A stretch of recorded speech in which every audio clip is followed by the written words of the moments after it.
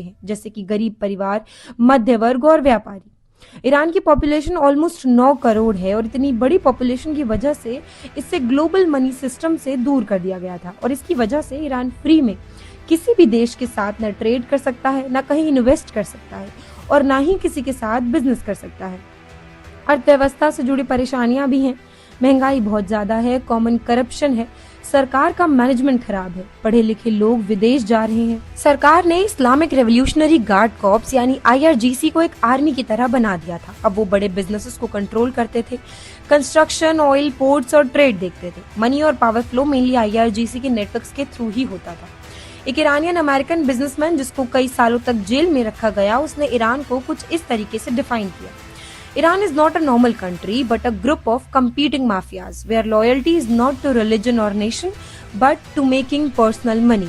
जिसका मतलब है कि ईरान कोई सामान्य देश नहीं है बल्कि आपस में प्रतिस्पर्धा करने वाले गुटों का एक ढांचा है, जहाँ न तो धर्म के प्रति और न ही राष्ट्र के प्रति असली वफादारी होती है बल्कि व्यक्तिगत पैसा और फायदा कमाना ही सबसे बड़ा लक्ष्य होता है। और इन सभी चीजों के बावजूद भी सिक्योरिटी फोर्सेस, स्पेशली IRGC के किसी भी लीडर ने कोई साइड नहीं बदली और ना ही सरकार को ओपनली क्रिटिसाइज किया। इनकी केवल यही वफादारी अब तक सरकार को जिंदा रखे हुए है।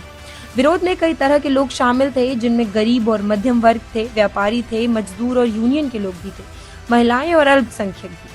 अलग अलग समूह अलग समय में विरोध करते हैं, लेकिन सभी महसूस करते हैं कि सिस्टम ही अन्यायपूर्ण है। IRGC अधिकारी महिलाओं को हिजाब पहनने के लिए मजबूर करते हैं, पर वहीं उनकी बेटियां विदेशों में स्वतंत्र घूम रही होती हैं। लोगों की भी कई समस्याएं हैं, जैसे कि युवा लोगों को नौकरी नहीं मिलती, बुजुर्गों की पेंशन लगभग खाली ही है, तेल की कीमत 20% तक गिर चुकी है और कीमत गिरने के कारण ईरान चीन को सस्ता तेल बेच रहा है, बिजली कटौती और पानी की कमी है, जीवन बहुत अस्थिर और तनावपूर्ण हो चुका है। पहली समस्या तो थी पैसों को लेकर, लेकिन दूसरी सबसे बड़ी समस्या है कि पावरफुल लोग अब सिस्टम का समर्थन छोड़ रहे हैं। 1979 में कई नेता और विचार एकजुट थे, लेकिन 2026 तक सत्ता केवल सुप्रीम लीडर अली खामेनेई के पास है।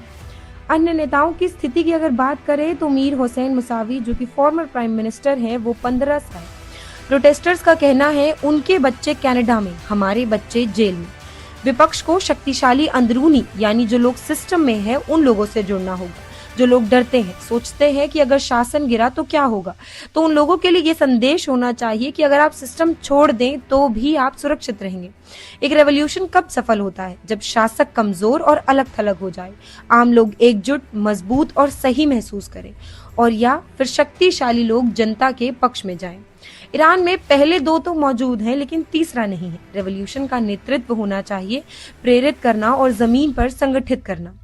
कई प्रोटेस्टर्स ईरान के पिछले राजा के बेटे रिजा पहलावी को सपोर्ट करते हैं, जो कि 1979 के बाद से ईरान के बाहर रहकर भी आंदोलन करके मोनार्की वापस लाना चाहते हैं। चुनौती जो रेजा पहलावी को आ सकती है वो ये कि जमीन पर संगठन कमजोर है और शक्ति की कमी है। भावनात्मक गुस्सा और अन्याय की तस्वीर जनता को एकजुट करती है। ग्लोबल सिचुएशन की अगर बात की जाए तो ईरान एकदम अब अलग थलग हो चुका है। विदेशों से भी कोई मदद ना मिलने के आसार हैं। तेल की बिक्री कम, जिसका चीन फायदा उठाता है। सैन्य कमजोरी सामने आई, देश असुरक्षित है। 2023 के हमास इजराइल हमले के बाद स्थिति और खराब हो चुकी है।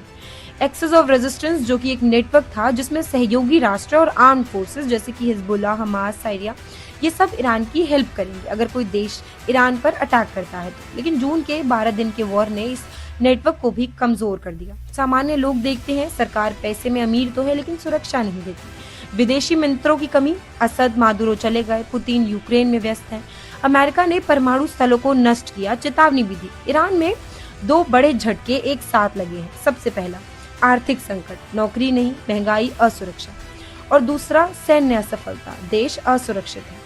ईरान के शासन को ज़ॉम्बी शासन भी कहा जा सकता है, क्योंकि वो दिखता तो जीवित है लेकिन अंदर से कमजोर और मरा हुआ है। लोग इसे वैध नहीं मानते, विचारधारा मरी हुई, अर्थव्यवस्था टूट चुकी, नेता कमजोर है, डर और हिंसा से केवल बचा हुआ है। हिंसा केवल समय दे सकती है, असली बदलाव नहीं। डर अस्थायी सिस्टम को रख सकता है। जब हथियार रखने वाले लोग समर्थन छोड़ देंगे, असली परिवर्तन तब संभव होगा। ईरान अब एक महत्वपूर्ण मोड़ पर है। विरोध और गुस्सा दिखाई दे रहा है। जब अंदरूनी लोग भी पक्ष बदलेंगे तभी असली बदलाव संभव होगा। इतिहास कभी भी दोहरा सकता है।